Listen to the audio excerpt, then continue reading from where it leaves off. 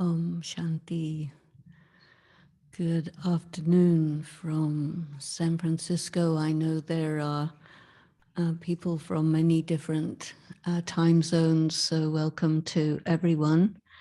And we are having twice a week the explorations of the Murli on Sundays and Wednesdays. So I would like to approach the Murli today in perhaps a way that may be different from what you normally anticipate and expect. And whenever we read the Murli or listen to the Murli, it's always in the context of that day and of whatever is going on in your thoughts and your experience. And in the Murli today, Baba has talked about love a great deal at the beginning. And it is Baba's method when he wants to make people ready to hear something like what he calls a big dose. He will prepare the patient as the supreme doctor to be open to the dose. And so what makes us more open than this, to hear how much Baba loves us, and then we will open up, and then he wants to put something in that normally we might not be open to. So when he's giving us love, we have to understand that there are many things happening along with the anticipation that, oh, I will receive Baba's love. There have been many times when Baba has said that my love for you is to give you the knowledge. And the knowledge is also called the inheritance. This is the property of God, is the knowledge. And there isn't anyone else in the world at any time in history who has the ownership of this information. And this is also sometimes called the third eye. And as we know, the story of immortality, the story of the third eye, and the story of true Narayan. Basically, he gives us the knowledge in a certain context, and that context is that it's the end of the world cycle. Therefore, ourselves and our circumstances and the natural world and human society, all of that is in a tamopradhan state. And in response to the call of the devotees of all and every religion, the call that they make to God is for purification. And purification is why he comes, to purify us and also to restore us to our original condition. So there's purification and there's renovation. And the analogy that he gives for purification is the gold, which has got alloy in it. And the only way to get that gold in its pure form is to put the gold in a crucible and subject it to great heat. And so sometimes you hear of the fire of yoga. And the fire of yoga is your love for Baba, but it is also the purification process, which is a heat of the passion of your love for Baba while being in the fire that pulls out the alloy, which is also pulling out all of the impurities and the what is called sin or negative karma.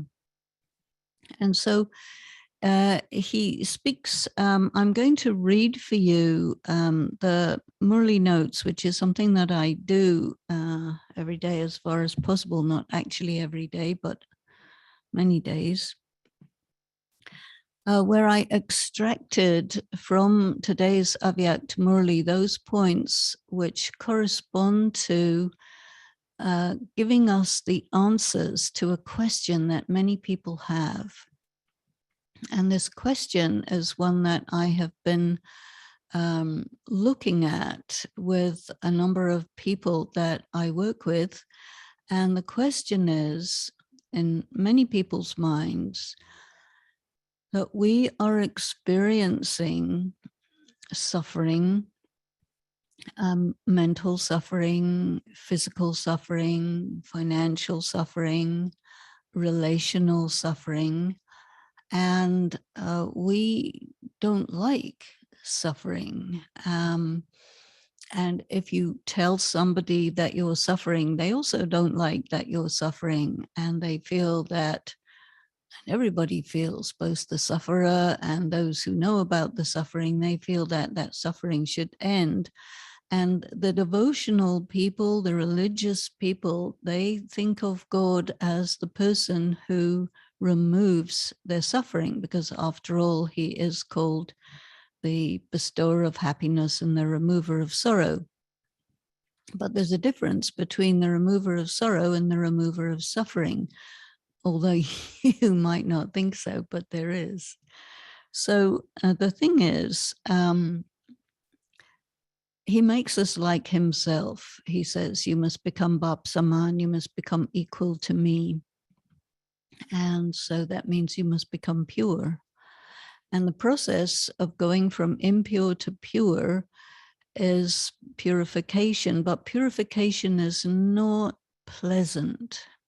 It is good, but good does not necessarily mean pleasant. A lot of times we would like it to mean pleasant, and sometimes it does mean pleasant. But when Baba begins the Murli by giving a great deal of love, it's a prelude to some information that he's going to be giving us a little later in the Murli, where he's addressing our relationship with the difficulties, unpleasantness, suffering, and so on that are experienced in the context of the study and practice of Raj Yoga.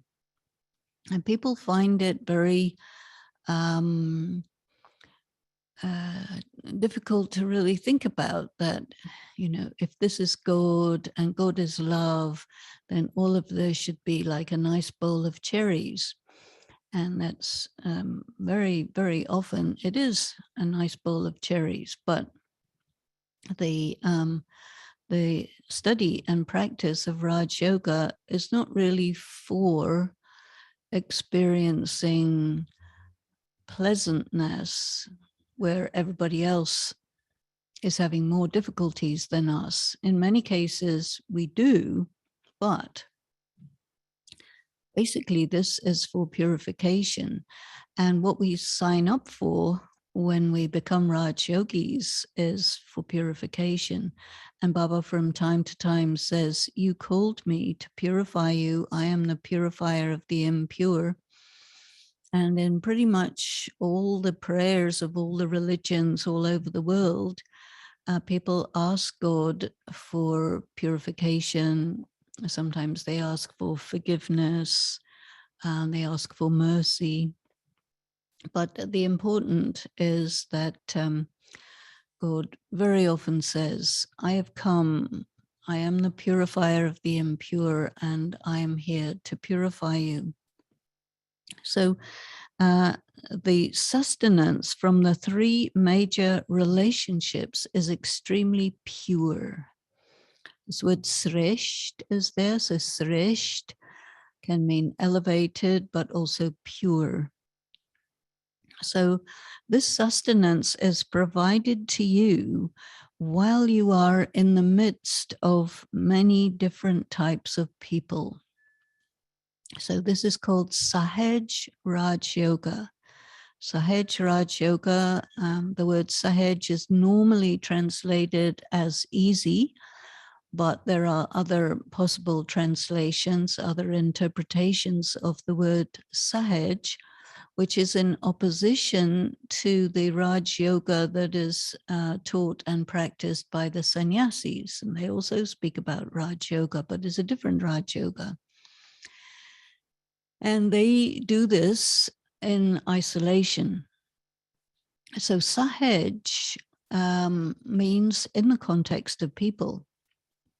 And for a BK Raj Yogi, living in the context of people, the people that you are in the context with are people with whom you have karmic accounts. And so this practice is done in the context of people. And when you are living in the context of people, then you experience different types of irritation, distress, upset, many kinds of negative feelings are provoked by the settlement of karma through relationships. So he says, remember that you have received blessings from the Satguru. So we have to spend a little time to think about what are these blessings that we have received from him. And sometimes he talks about the titles that he's given us as blessings. So the titles that we have are many, and in every Murli you will hear a few titles. And one that comes very, very often is you are Swadershan Chakradhari, which means that you possess the knowledge of the cycle of the self. And you have to rotate that. And you have to rotate it fast. And the cycle of the knowledge of the self it corresponds to the cycle of the moon. And so the moon, when it is 16 celestial degrees, that's the full moon. And then as the first half of the month passes, it goes from 16 to 0. And as you, the soul, pass through the whole cycle, you also go from 16 to 14 to 8 to 0. And so spinning the cycle means to go rapidly from full illumination to absolute darkness. And this is constantly spinning. And when you spin light and dark together all the time, you get something which is pretty much light. And if you think about light as being something that exists and darkness as being the absence of light, then something that exists dominates or has more power over something that is the absence of that. So when we're experiencing suffering, negativity, not being treated the way that we want to be treated, and all of the various different things that happen in relationships that could be called negative, people have these questions of why is this happening?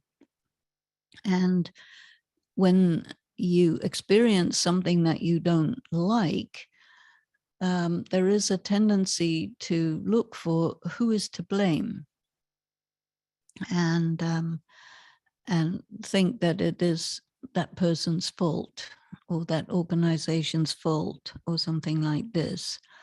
But then what Baba tells us is that whatever is happening to you, you're experiencing it through your sense perception in your mind.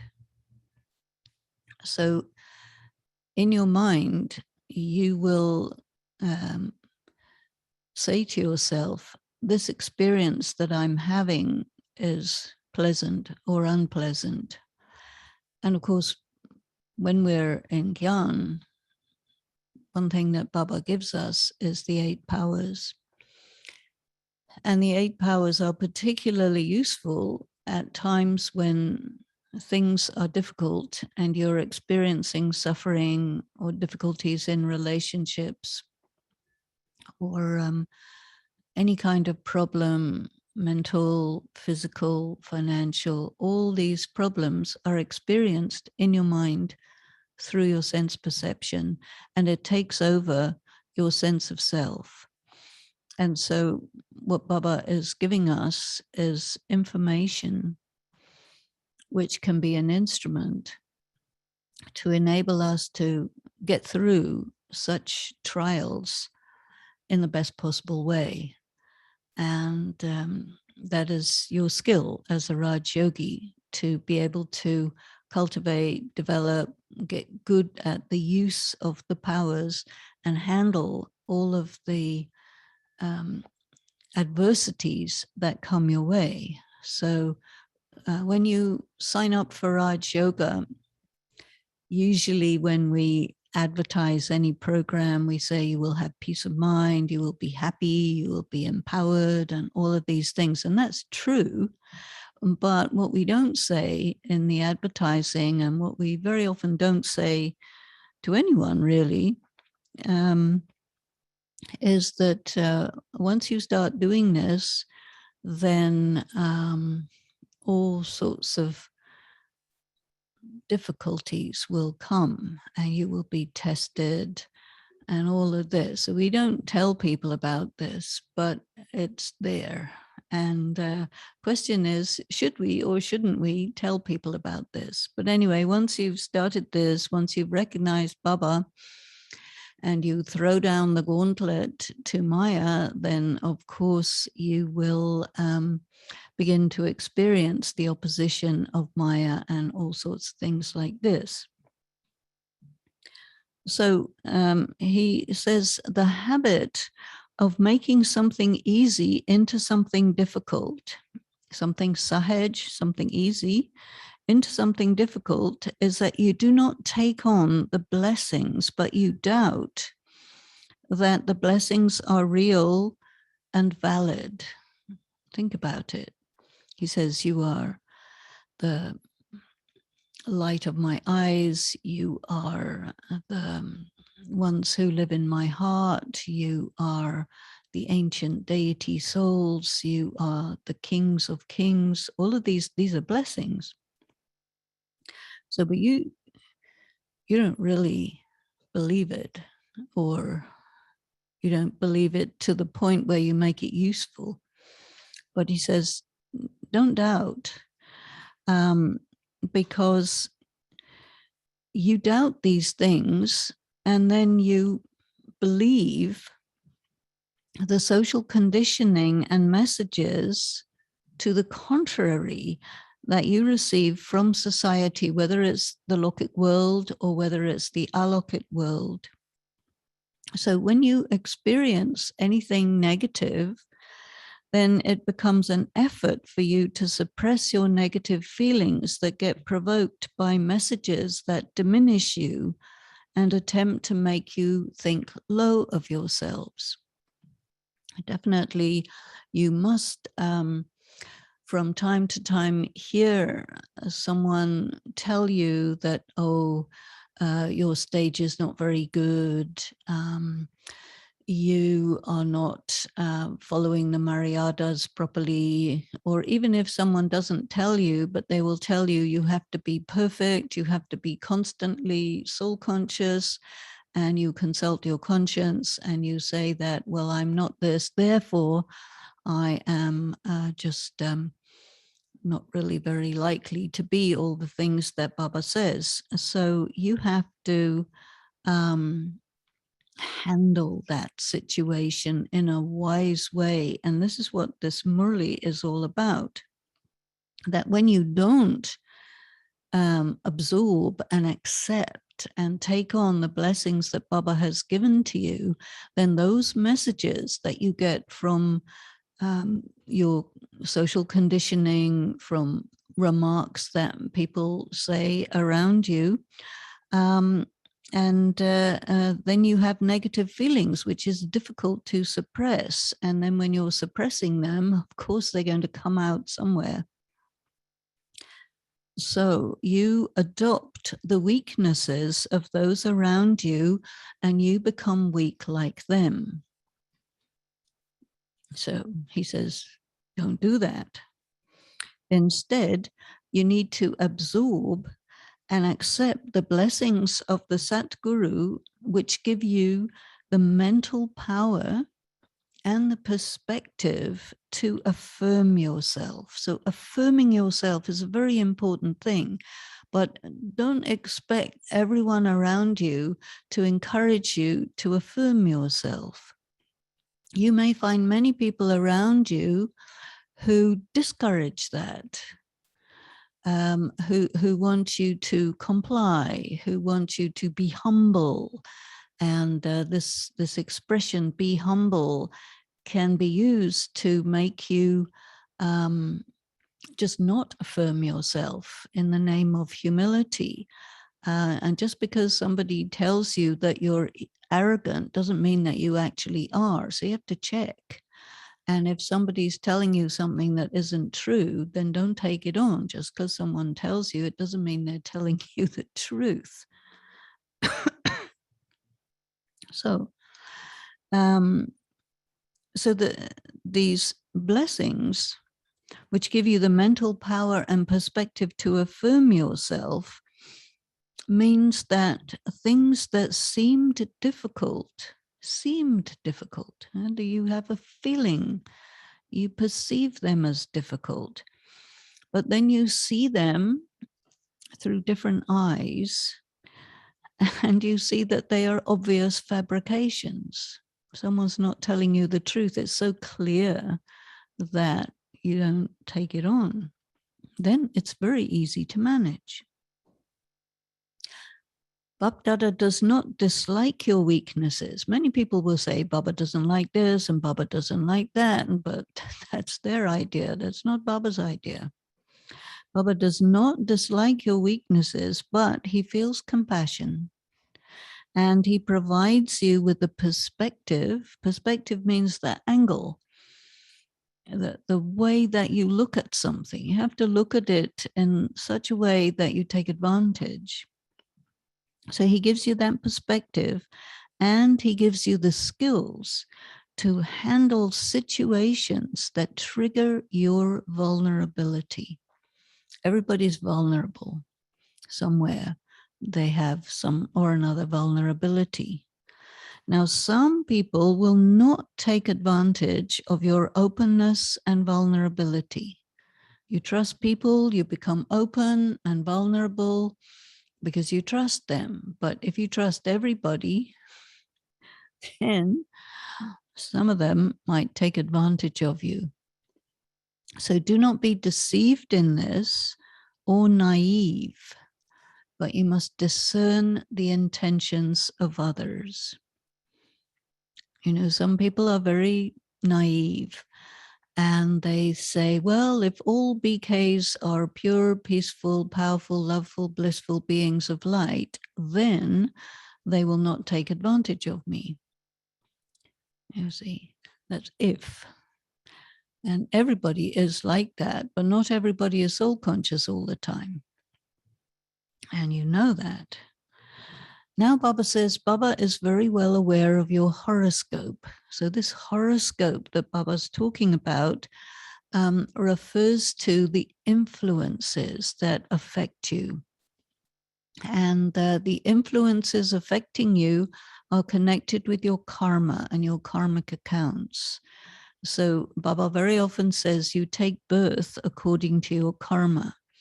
That means your horoscope, which is the moment of your birth, the positioning of the stars and all, is something that can be read.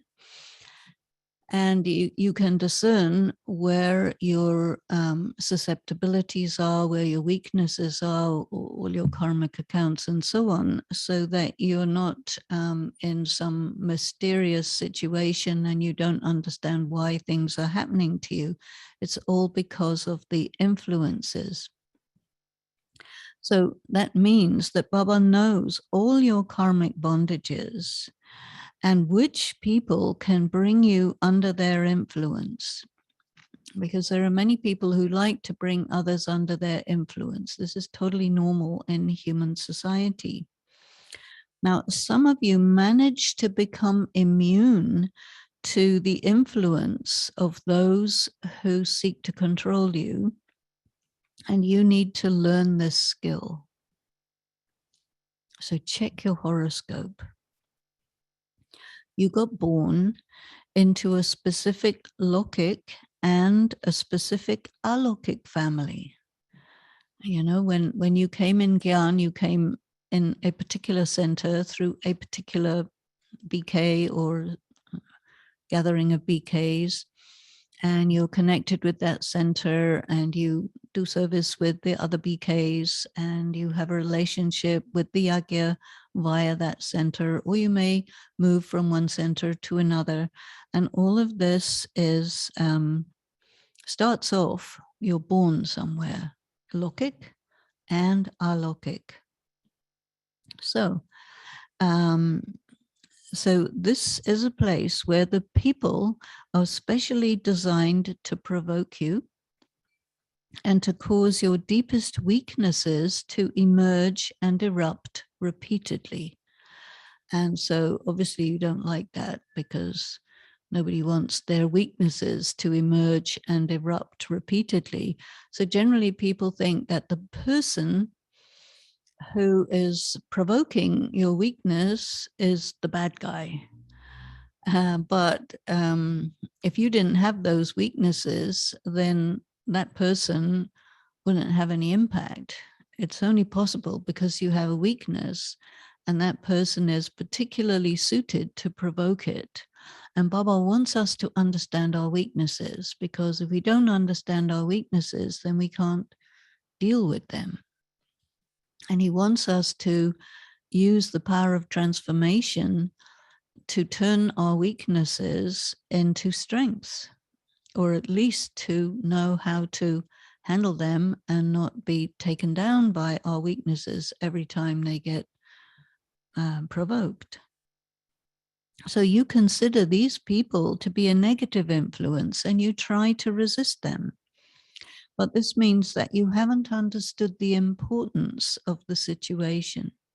Baba says all the time we are actors and we have a role in this drama. And when you're actors, you have to act according to the situation and according to the character that you're playing. And so the situation that you find yourself in has to be played a certain way. And you can play it well, or you can play it badly, you can play it strongly, you can play it weakly. That's up to your acting capacity. So when you interpret the situation as it's a bad situation and you react to it, then that doesn't look very good. So you have to understand that the situation is there so that you can learn how to handle a situation where you're not very good at handling it. So you become good at it. And it'll repeat until you get it. So a substantial percentage of your vulnerability to being reactive is that you adopted those people's weaknesses into yourself. So they do something negative and you react negatively to their negativity. He's saying, why are you doing that? You don't have to do that. So this makes you far more vulnerable and affected by their negative behavior. And consequently, it compels you to make far more effort to resist them. And at the same time, you get bound to them ever more tightly, because the more you have negative thoughts about them, the more you get karmic bondage with them. So you have to watch out for this. So you need to understand this phenomenon clearly in order to extricate yourself from it. So be vigilant and avoid inattention. Our problem a lot of the time is we're not paying attention. We're not aware that we are in an environment where anything can happen any moment. And if you are vigilant and attentive, you will not get trapped. Have greater value for your dignity. Discern the game that's going on at any given moment, and do not allow yourself to get manipulated, trapped, or caught. Lack of proper vigilance is the cause of your suffering, not the other person, not the organization, not any of these things. They're just like data. This is a given. And your suffering comes from lack of proper vigilance. This is a very important thing to think about. Acquire the skill to discern the game. Acquire suitable responses to the efforts others make to entrap you. Maintain your freedom and independence. You know, some people, they react to difficult conditions by diminishing themselves. And some people react to it by being aggressive. These are equally bad in the sense that you get equally trapped and equally it doesn't succeed. So there's something else that has to be done. So Baba says, maintain your freedom and independence. When Baba uses the word Swaraj, which we always translate as self-sovereignty, another meaning of that is independence. So do not be dependent, be independent and free. So whatever is going on around you, it doesn't mean that it has to take you over or swamp you or overwhelm you unless you allow it to. So maintain your freedom and independence.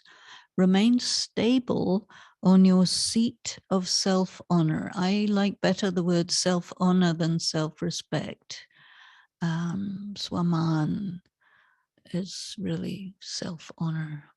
Do you know who you are? Do you know your importance? Do you know your value? Do you respect yourself? Do you honor yourself? So sit on that seat and be stable. You are not a child. Many people will try to treat you as a child and make you go into that child mode. And people have very effective tricks for doing that. This is just quite a common little trick that is used widely in many parts of the world, but don't go for that. Don't fall for that trick. You're not a child. And this doesn't mean to be hypervigilant. Regardless of any limitations of time, resources, and circumstances, regardless of those, the vigilant one receives special help and support from the Father in the context of the family. But if you don't notice it, if you don't take advantage of it, what can Baba do? He gives it to you. So notice it, take it on board, and use it. So when you're vigilant, you catch it, and then you find it quite easy to handle the situations that arise. You play the shots effectively, and you win the game. Baba says it's a game. You will have things thrown at you. This is normal, but you need to be able to play the ball back. All social situations are power struggles. You may not agree with this, you may not like the idea, but it is like that. It is about power struggles. So, what to do? Understand how to remain in your power and remain free from getting taken over and then enjoy a suitable position. You have to position yourself, otherwise others will position you. So obviously, when social interaction is a power struggle, people will position you in an inferior position vis-a-vis themselves. But if you position yourself at least as an equal, then they can't do anything about that. So that's a good idea. Understand that all these circumstances and behaviors that arise exist only to make you aware of your weak strategies that make you unnecessarily vulnerable. So desist from that way of conducting yourself. Don't act like that. It's not working. Don't do that. And take care of yourself and function in the social circumstances as an empowered individual. You have everything you need to do that, so do it. And an empowered person is not an aggressive person or a forceful person. If someone is aggressive and forceful, it's a sign of weakness. But a person who's empowered knows exactly who they are and what they have to do, and they maintain their stage, and they get done what has to be done, and everything is fine. No need to be aggressive. That doesn't prove that you're empowered. Rather, it proves that you're weak. So don't be afraid of aggressive people.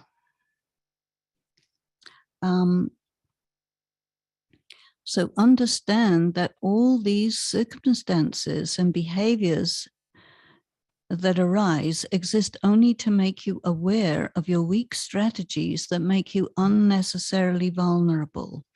Desist from that way of conducting yourself, take care of yourself, and function as an empowered individual. Do not be afraid to assert yourself. Being assertive is not the same as being aggressive. So you have to really spend time thinking, what does it mean to assert who I am?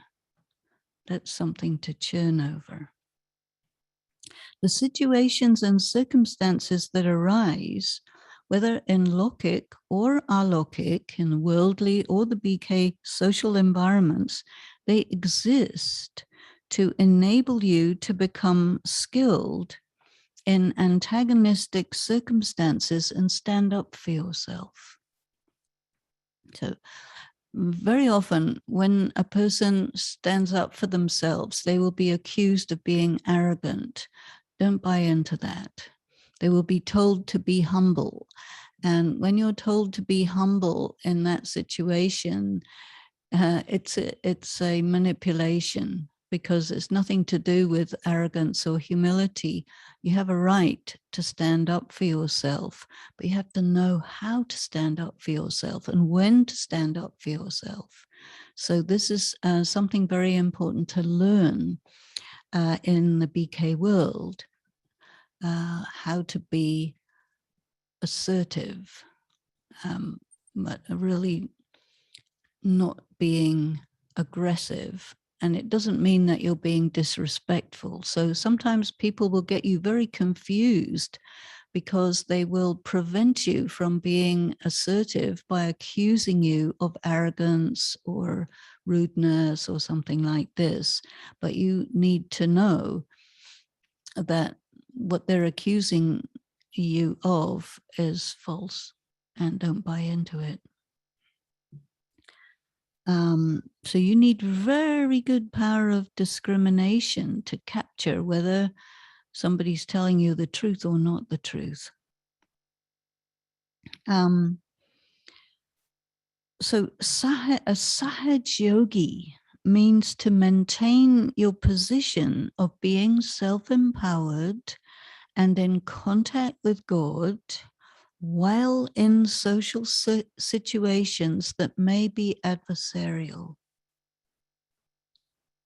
So sometimes you are in those social situations, but stay in your power, stay with Baba, be aware of all the knowledge that you have, and don't be pulled away from yourself.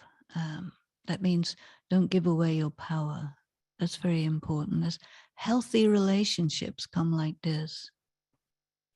So the metaphor for this story, for this situation, is the story of the elephant who is rendered mad and then unconscious when an ant enters into his ear. So you are a Raj Yogi, great, and all of that. But when some little word comes into your ear that sort of sets off a certain type of negative conditioning that you have bought into or been trained in, then it takes you away from yourself. It makes you forget all the things that you know, and you get a very strong negative reaction, like moral indignation, something like this. And then you become unconscious. That is to say, you do not use your clarity to see that the situation is fake, false, fabricated, and it's a game. It's a manipulation that you fell into. So don't, because you are a Maharati. So don't get taken down by an ant.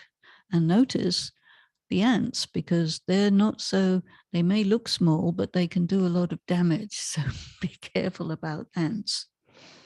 So check your horoscope, your karmic accounts, and your tendency to get in trouble with certain types of people who are in your social environment specially designed to defeat you. So they're supposed to be there because they're supposed to let you know that you have a certain weakness and you better do something about it, because if you don't, you're going to get taken out. So this is, I think, an aspect of Baba's love, that he says, look, you're putting yourself in a vulnerable position here. You're putting yourself in danger, and you're likely to do some wrong action, which is going to put you in trouble because you're not paying attention. You're not understanding what's going on. So recognize your vulnerabilities and protect yourself from such Achilles heels. So Achilles heel, this is referring, for those who don't know, to the Greek mythology. And Achilles was one of these demigods and gods of the Greek mythology. And when he was born, his mother wanted him to be immortal because all these gods were warriors as well. And so she held him by the heel and dipped him into this water of immortality. But where she was holding onto him, the water didn't go. And so he eventually got killed by an arrow in his heel. And so we use in the Western world very often this expression, the Achilles heel, means that's where you're weak, that's where you're vulnerable. So in Raj Yoga, it's a pilgrimage, it's a war, it's many things. And why I took up this angle on today's Murli is because there are a lot of people who are questioning how come all these negative experiences are happening? How come I'm having difficulties with these various different people, whether Lokik or Alokik? And these questions arise, and then one tends to point the finger at the person or organization or whatever it is that you are experiencing difficulties with. And then you say that they're the problem.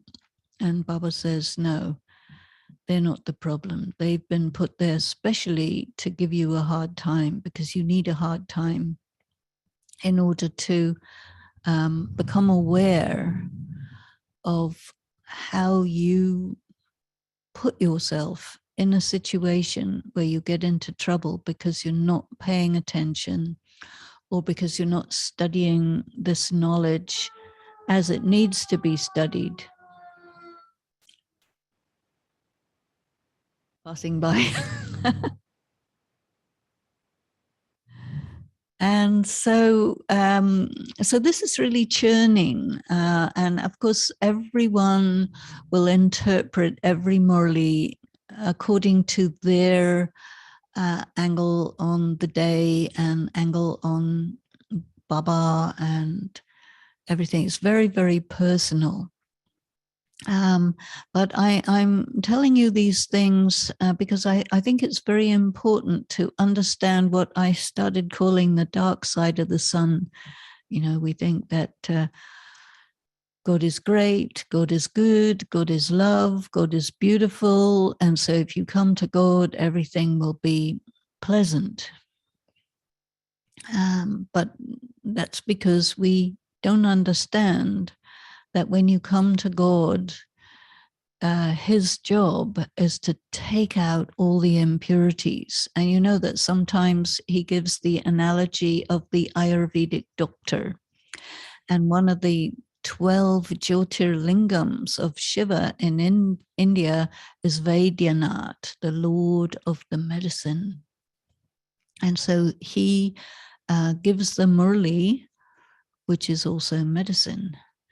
And this medicine of the Murli causes the illness to erupt. And the illness of the soul is the weakness, the vulnerability, the not having understood things right, getting mixed up between what God is saying with what people are saying.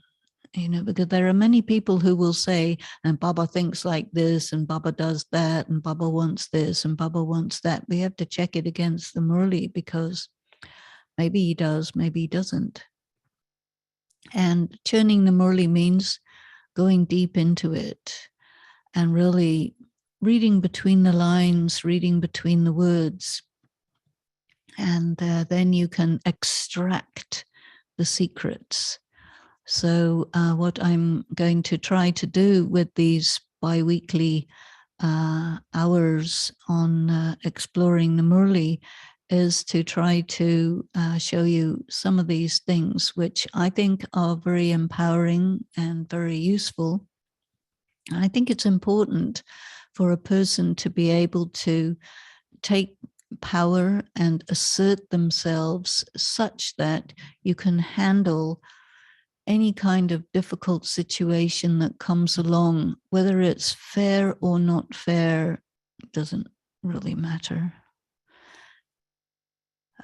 Whether it's, you know, you feel you deserve it or not, it's nothing like that. It's take all of these things as tests of your faith, tests of your power, and circumstances which oblige you to empower yourself and to come up with a response which makes you the victorious jewel. And this is another one of the blessings. You are a victorious jewel. So now get on with it in this or that difficult situation. And any time if you fail, which is of course a lot of the time, that's okay, because we have a tendency to learn from our failures. We don't learn so easily from our successes. And where we have a very deep-seated vulnerability or weakness, well, we want to understand it. We want to be free from it. And the only way that we can really see it playing out is when there's someone who will provoke it, or some situation who will provoke it, whether within the Brahman world or outside, it's fine. You know, Baba will use as an instrument anyone who will make it possible for us to understand what our problem is. And then he gives us the solutions, he gives us the blessings, but we have to apply them. He's not going to do our work for us. He's the teacher, we're the students. He's the father. And so his inheritance that he gives us is the knowledge and the power to apply the knowledge and become the victorious jewels that the Sat Guru has given us as a blessing. And so I hope that this is useful for you and helpful. So let us, I think we're not having questions and answers, right? So we can, or are we? Yeah, we have time. We? Okay. So if anybody wants to put a question in the chat box, we have a little time. And then we will continue next Wednesday, which is in the evening at 6 o'clock, yeah? So Sundays at 3 and Wednesdays at 6. 6 to 7, yeah. Pacific Standard Time, which changes in November 7th, right? Yeah. Any question came along? Maybe if you like to unmute yourself and speak, you can. You mentioned that people sometimes treat you like a child, but don't fall for that. Can you explain? Child. What is treating someone like a child? Sometimes it's patronizing. And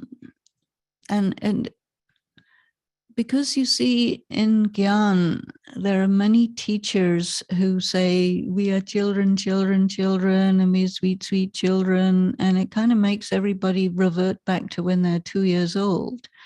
And part of being respectful is to accept the positioning that they position you as. So if they'll say, oh, you know, Sukanya, you're such a baby, and I understand and I can see that you're so weak and you're such a baby. And so either you will get very aggressive about that or you will fall into it. And so there are many people who have been castigated a lot. And so they tend to fall into that baby role in order to avoid getting castigated. And that means punished. And if you are very aggressive about it, then they'll accuse you of being arrogant. And so you, as a good BK, want everybody to think that you're pure, peaceful, powerful, loveful, blissful being of light. And if anybody accuses you of being a bad BK when you are needing to assert yourself, they would diminish you and they'll make you suppress yourself and not stand up for yourself. And this is a well-established, quite sophisticated trick that a lot of people use. And you just need to understand that game and don't fall for it.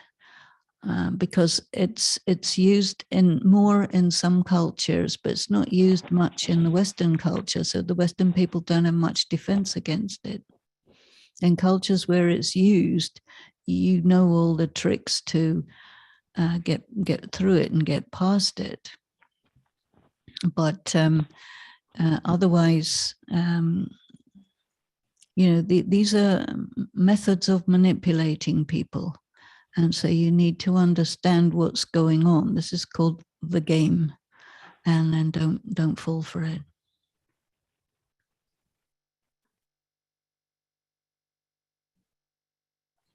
Om Shanti. Om Shanti, there's a question I will read first. Baba Okay. always says sweet children and not my children or my child, even though when we belong to him. Well, When he says sweet children, it's assumed that there isn't some other Supreme Father. There's only one Supreme Father. So all of the sweet children are his. But, bacha in Hindi means son. And sweet means Me too. cherished. I value you.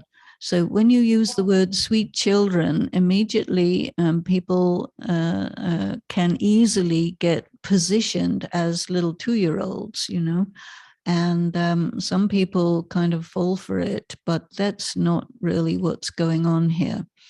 He has a great love for us and great importance for us, and he has selected us and called us, but it doesn't mean that he thinks that we're 2-year-olds. And so do not adopt that or let anybody talk to you as if you are a little 2-year-old, because that is not going to get you very far. Thank you. Doreen Ben, did you have a question? Yes, I did.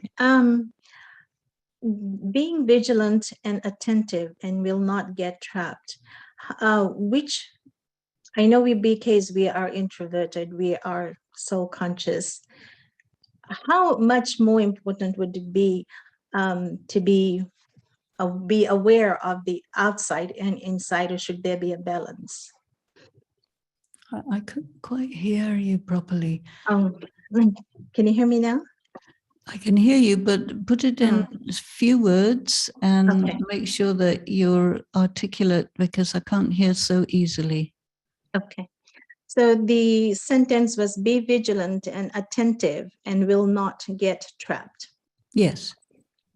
So I'm churning on this is, yes, we are BKs and we are soul conscious and awareness. It's more so introverted. So should there be a balance of in and out to be vigilant, or is it more to be on? I think that not very many BKs know what is the meaning of soul conscious. So you can interpret it on many levels, from the most superficial to the most subtle. And this is why we have so many years in Gyan, because we take it in quite a simple way initially, but then, you have to really go deep, and it takes a long time to really get what is soul conscious, because people will say, well, if you're quiet and silent, it means you're soul conscious. It doesn't. If you're quiet and silent, you're quiet and silent, body conscious or soul conscious. But if you're soul conscious, there'll be you'll be independent of your body. You'll be independent of your conditioning.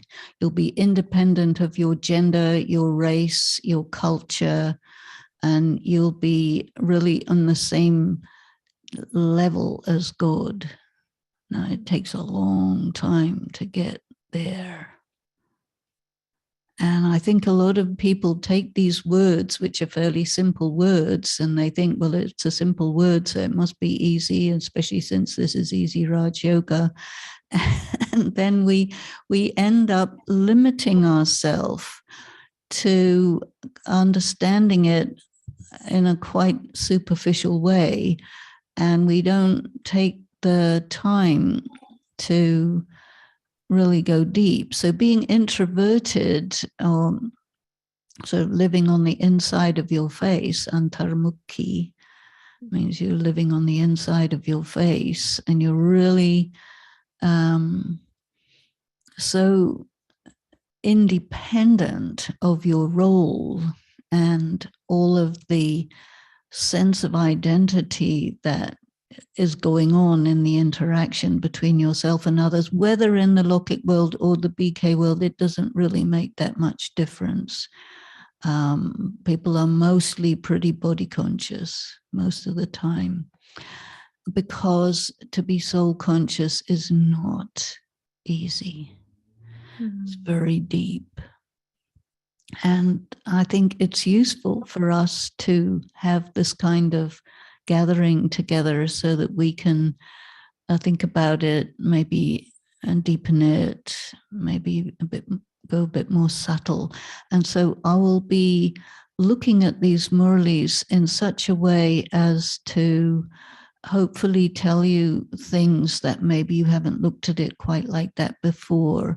Because when we do things in a repetitive way, then you don't go deep.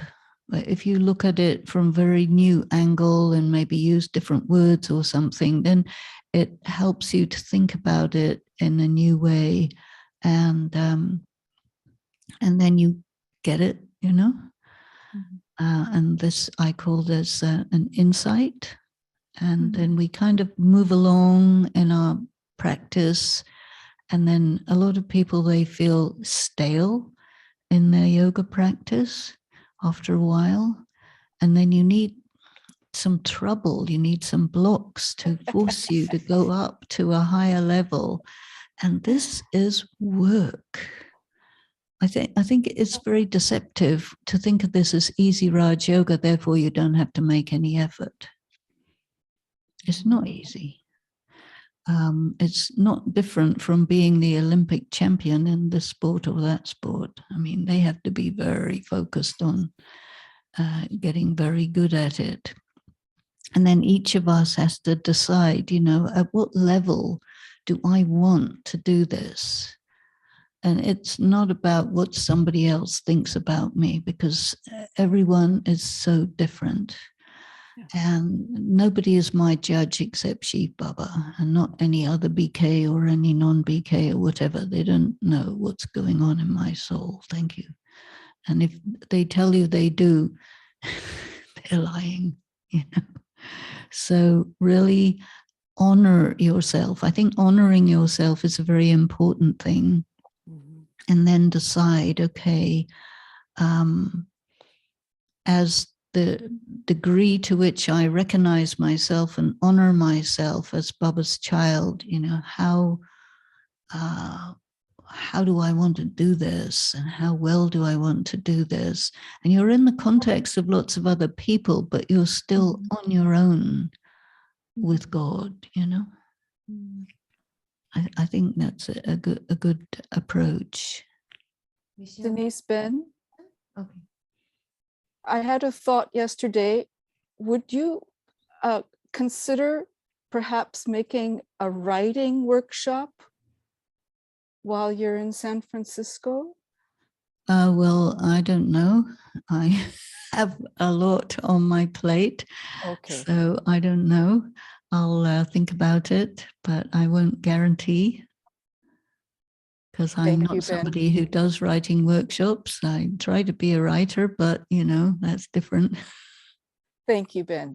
Thank you. Thank you for your time. Okay. Okay, so let us have a few moments with Baba, and thank you all very much for being on the in the group, and look forward to seeing you next Wednesday. Om Shanti.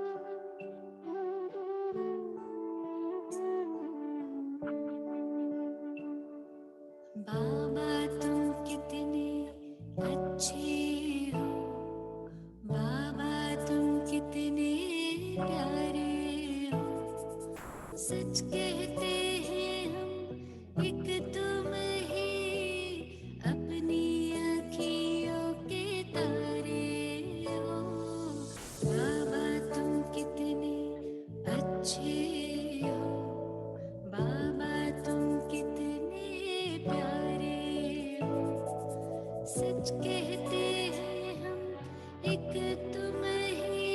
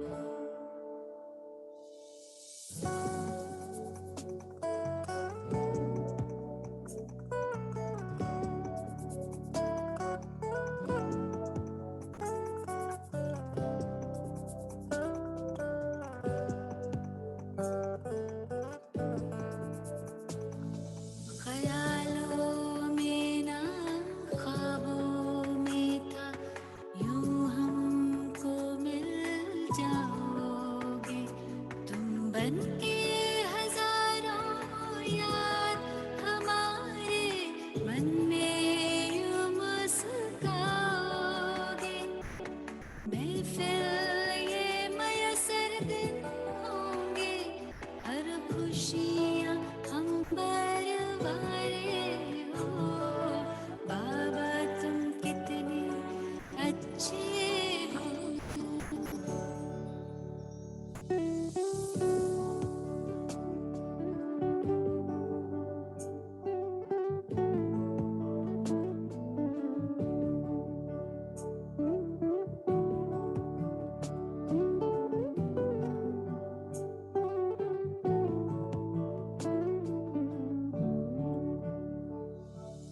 हसरत यही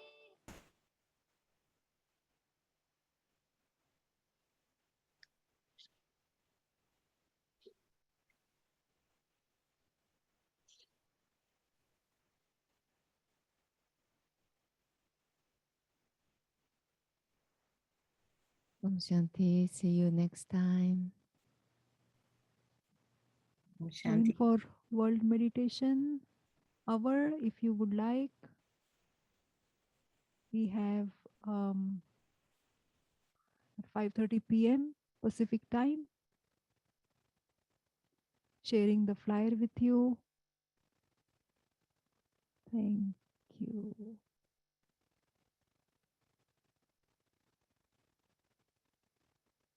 See you very soon. Om Shanti.